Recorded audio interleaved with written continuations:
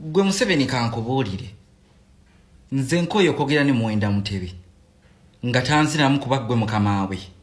Nsaba okwata omusajja oyo omugye mu bwakabaka bw'abajjajjange.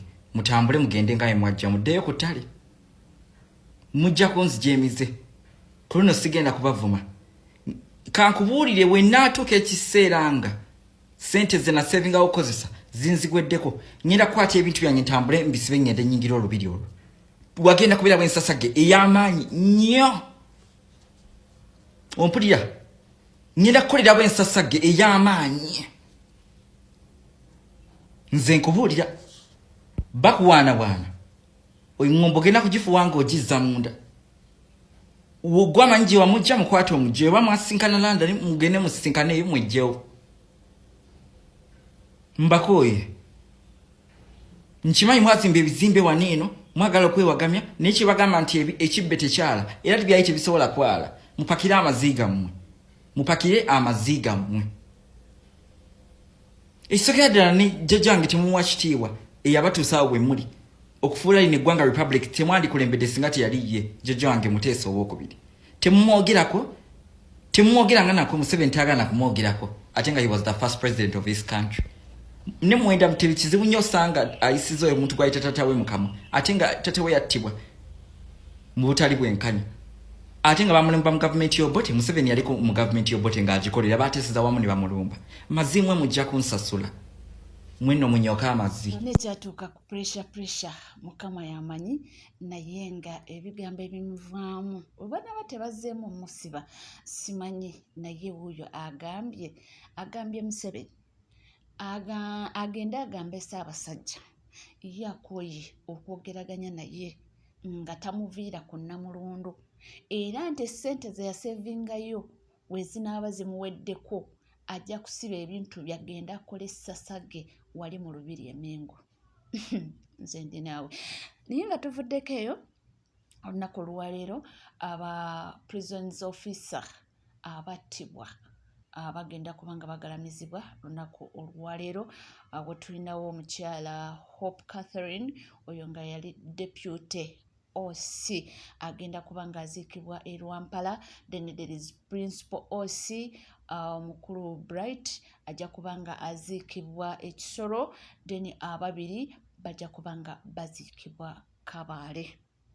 Kitalo nnyo era kitalo ddala naye nga ye omukulu Moses Anguyo eyakola kino ekikolobero ye n'essaawa ya kakati bamuwenja netanaba kubanga akwatibwa era tumanye nti munnange wanaakwatibwa tebijja kuba birungi kubanga naye bayinza okumusalira ogw'okufa tebijja kuba birungi. So yona gyali ndowooza yeeyongera kubanga ateekako kakokola tondeka mabega naye paka ddi si birungi yadde n'akamu. Amawulire ge tufuna mbu byaviira ku ssimu zaffe zino eza Sereeza mbu baamusanga ali ku WhatsApp oba bituufu oba nedda mbu ne bamukambuwaliramu awo ne bamugamba mwaba tuvumisa budde bwakukola oli ku ssimu kati tebamanya oba ku ssimu yali yafuna bubaka ki oba message ke yali ezze ng'olwedde emutankudde ate ono n'ayongerezaamu ne bamwogerera ebigambo ko ye olw'obusungu obungi bonna n'akola ki n'abattirawo. Si birungi yadde n'akamu. Nga tuvuddeko munnange waliwo amawulire agatambula nti Anitaira yafunye omusajja omulala era nti omwami ono yamuguliddewo n'eddekeya. Ate nno tuyinza okugamba nti bituufu kubanga gyevuddeko awo emabega abadde advertisinga ddekeya eno. Tosobola kunyigira mu ttooke ne mugamba ekiki nti ye Kasuku ssebo ffe tuli hardcore ne ngamba oyo Mulyanyama is the man. Mulyanyama is the man. Mba ndi awo ate era n'engwa ne ku Nammere nanga nti abo bandekere nja basobola ne mugamba ekiki nti ye nja basobola konze la haula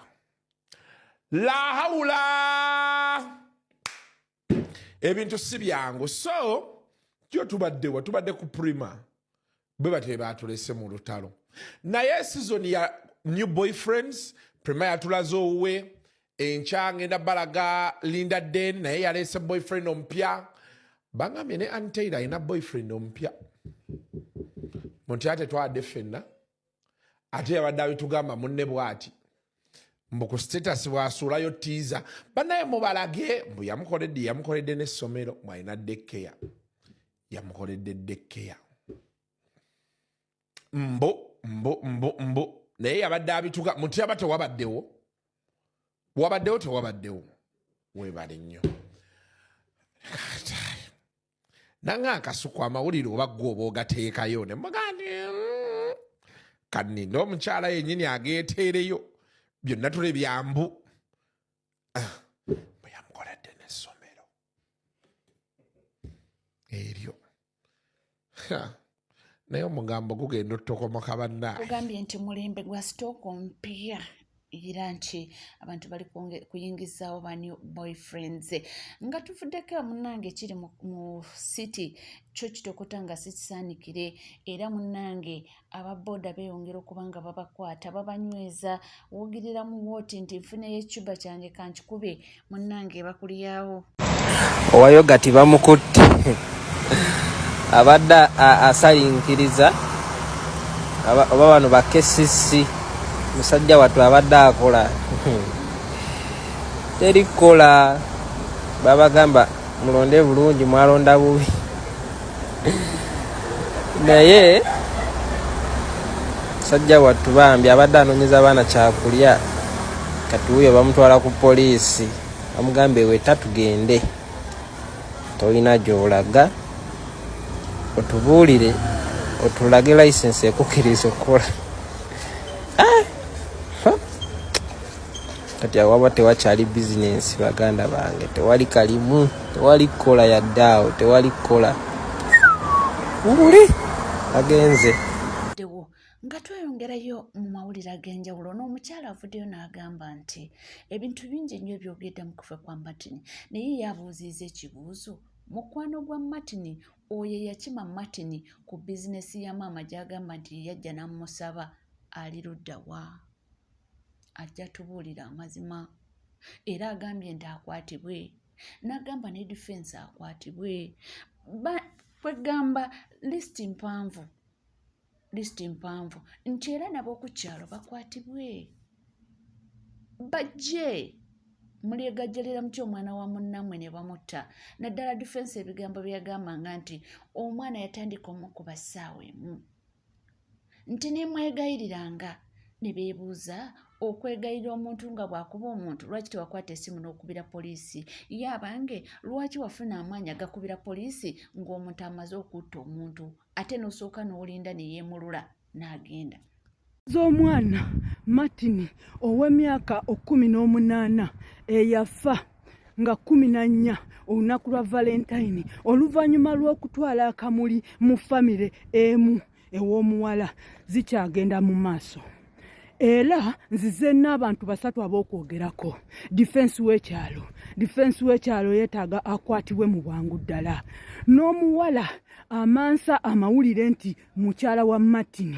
naye abikomye waba akyabitwala mu maaso naye yeetaagibwa mu bwangu ddala n'abatuuze ku kyalo abatalina kisa kya buzadde abataalumirirwa mwana wa muzadde munnaabwe abavaayo kati okuwa obujulizi beetaaga bakwatibwe mu bwangu ddala tufune obwenkanya justice for Martin we are still working people don't get tired of seeing our videos justice for Martin ate ono ye atabukidde maama wa Sirini nti omwana bamwambaza bubi amuwadde example y'abamwama nga bali well off ate nga balina abaana baabwe era nga bagazizaako okuba promotinga nti naye babambaza bulungi naye mbu Sirini basuusiza okumwambaza obubi gwe maama wa Sirini maama waani abaana bo osinga Zali okumekinga abaana be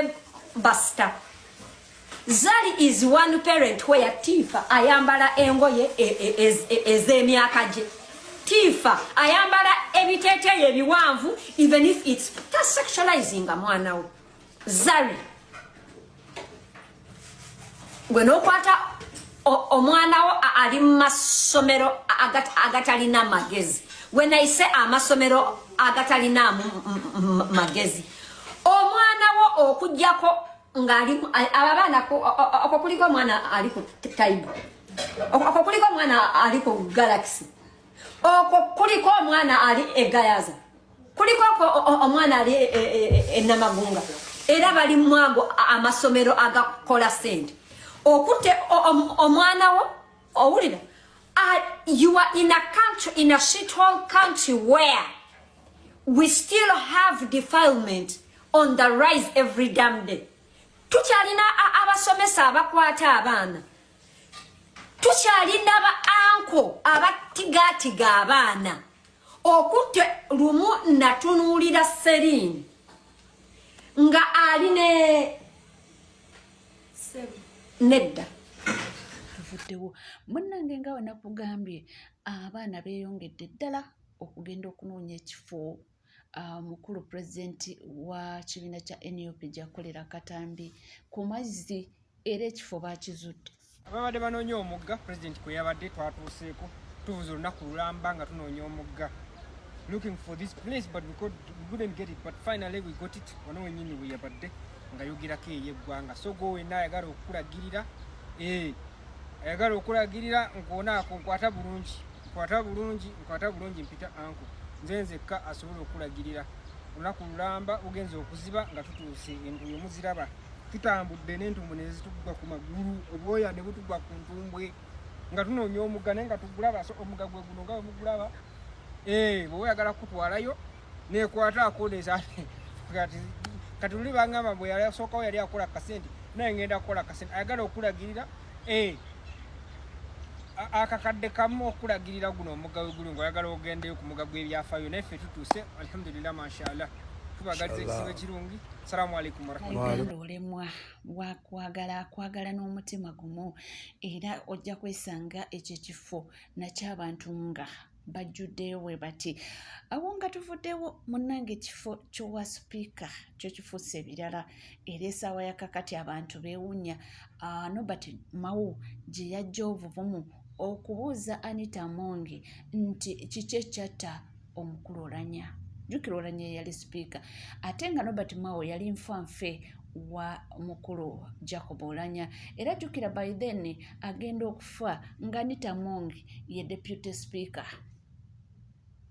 Okitegeera ekintu ekyo? Naye Nobert Mao yatuuse n'okugamba nti twafuna sipiika simanyi owekyo kale ng'alinga alaga nti eyali tasaanidde kubaawo naye lwakuba ekizibu kiri kyali kiguddewo nga gwe bino. Tebo Nobert Mao avuddeyo n'abuuza sipiika Anita Amongi mbu ani yatta Jacob Oulanyah. Oluvuddeyo n'agamba nti naye ayagala ekifo ky'obwa sipiika, mbwayagala naye abeere sipiika.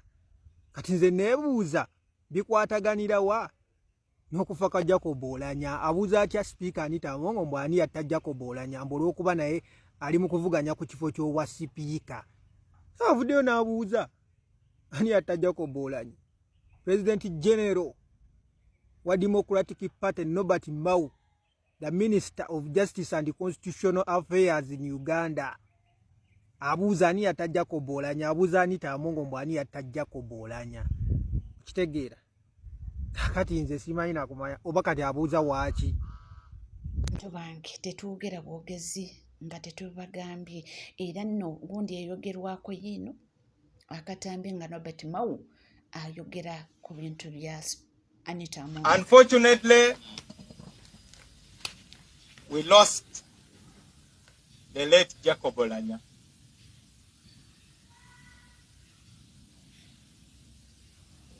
So we got an accidental speaker. Yes, because nobody plans for death.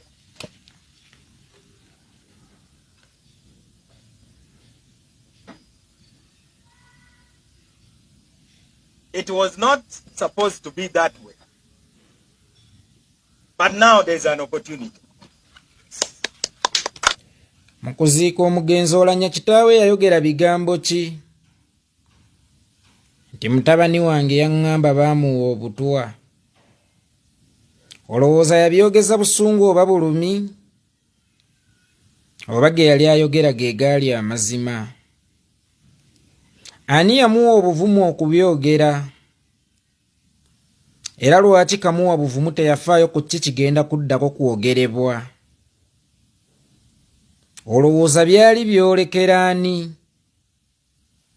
Amaaso saagala ogateeke ku kabyogera, naye njagala ogateeke nnyo ku kabitaputa.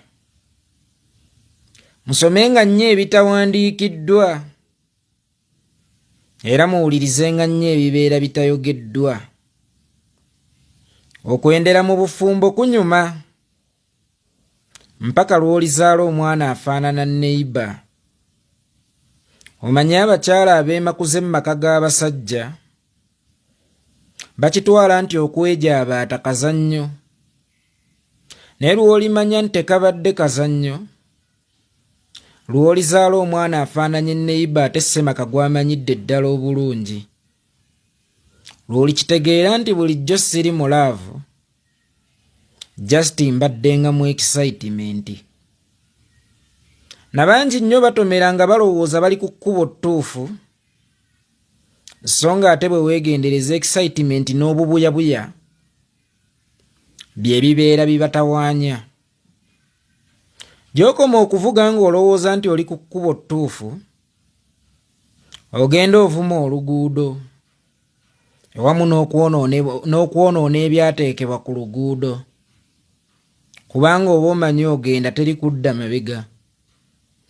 Naye lw'olimanya nti olyolekedde akabaate, kwe kubanga olina okudda emabega, ate osanga ebyo by'ogenza ovuma kajja kuba kalabaaye. Ekkubo ekyamu litera okubeera eggazi ennyo, naye mu bugazi bwalyo weewuunye liyinza obutakutuusa era teritera kutuusa balikutte. So nga ate obwo obukubo bw'olabanga obufunda mu lugendo lyalibeera ettuufu eririna okukutwala gy'olaga. Tewaliiwo kkubo likutwala ku luzzi nga lya haayiwe, naye ate weewuunye tewaliiwo maka gateetaaga mazzi, kyokka nga ate obukubo obututwala ku luzzi bubeera bufunda bwe buti nnyo, naye bwe bukutwala ewali eky'obugagga ekyetaagibwa mu buli maka omuli ag'omwavu n'ag'omugagga.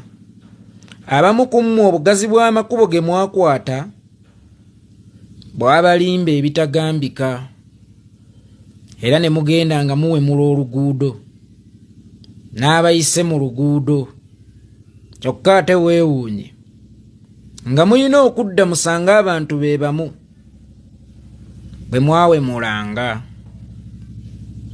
Bw'obeera nga weebase obanga oli ku buliri oyagala kwebaka, naye mu bukoowu bw'ekitalo nnyo ng'olina okuggyako amataala, oba okyali mu kwegayaaza oyagala okuggyako amataala go, omukono omuwanvu ne gwegolola okuva gye guvudde ne gukuggyirako ettaala naye nga togutegeera, newankubadde ekiruubirirwa kyo kibadde kyakuggyako ttaala, newankubadde obeera okooye ng'oyagala kuwujjaala, toyinza kwebaka bwebasi nti ndaba baginzigiddeko. Osooka ne weekangamu nti mukono ki guno ogunzigiddeko ettaala omuwanvu guti? Guvuddewa? Kubanga mu kuggalawo oluggi nabadde bw'omu mu nnyumba. Naye ababuyabuya abalinga engajaba buli ebalaba ekibanguyirizza ebintu tebeebuuza gye kivudde na nsonga lwaki kibibanguyirizza. Basika bulanketi kwongera kwebulizaako na kuwujjaala nti ndi wa mukisa nnyo okubanga buli ebyange kye ndowoozaako Mukama ankolera bukolezi. Ekyo ky'oyita Mukama mu nnyumba yo luyinza okuba nga lwe lumba olugenda okutta, kuba ne Sitaani nga yeetonyeetonya amaganzi afaananira ddala Mukama. Amadaala bagazimba kuva wansi nga gambuka waggulu. Amadaala tebagazimba kuva waggulu kukka wansi.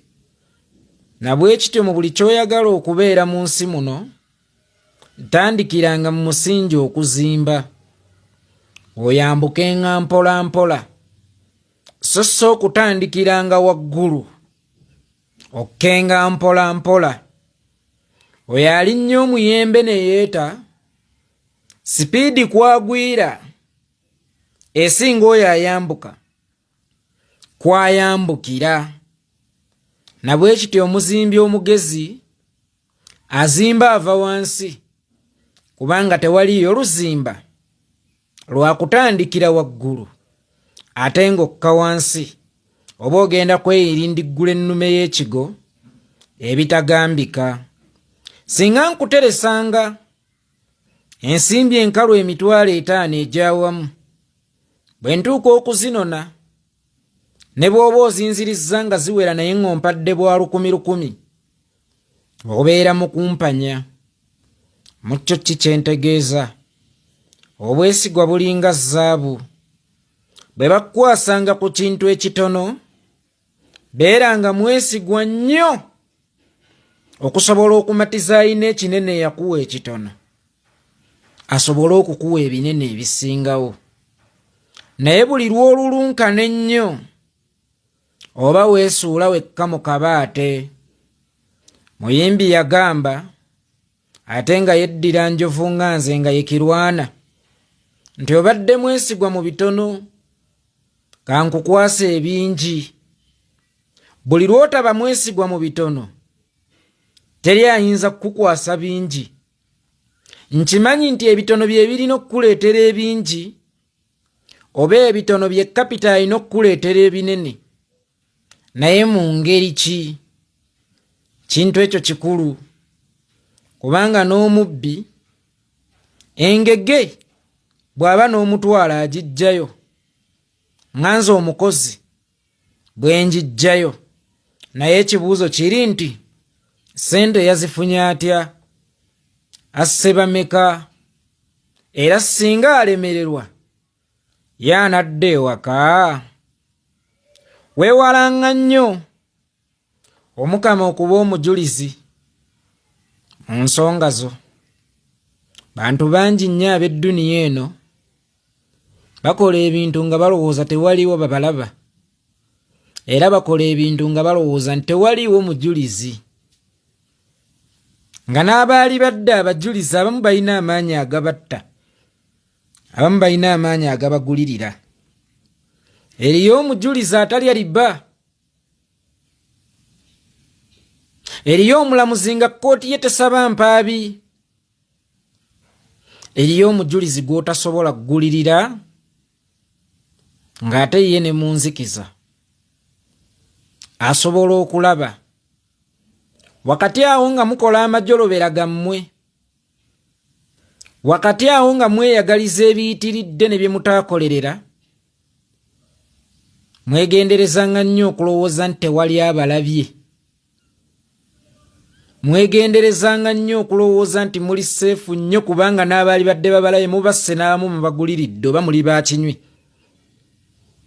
Waliwo eriiso erirabira mu nzikiza ng'ate we liraba mazima liba lijja kumwoleka.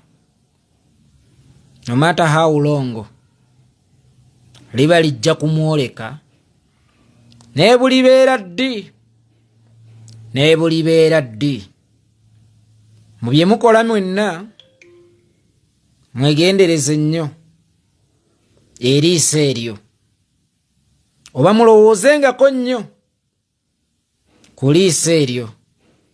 Ti n'ekikolebwa mu nzikiza olowooza oli mugezi nnyo, olowooza oli mugulirizi nnyo, olowooza oli mussi nnyo, olowooza kkooti zikuli mu ngalo, olowooza abalamuzi bakuli mu ngalo, n'okulowooza ti paalamenti naye kuli mu ngalo, ye Mukama akuli mu ngalo. Osobola omugulirira, osobola omutta, osobola omutiisatiisa, oba osobola omukomako. Waliwo enjawulo wakati w'obwerufu n'okweyera. Nkiddamu, waliwo enjawulo wakati w'obwerufu n'okweyera. Omuntu yenna eyeeyera teri alimu magezi ayinza kuddamu kumwesiga. Bali kubanga weekumidde ku NCK TV, tuweerabira kubanga osubscribinga mukwano gwange obanga obadde tonaba womala ng'onyiga kade ebisigadde butereevu tujja kubanga tukumonda bye tova.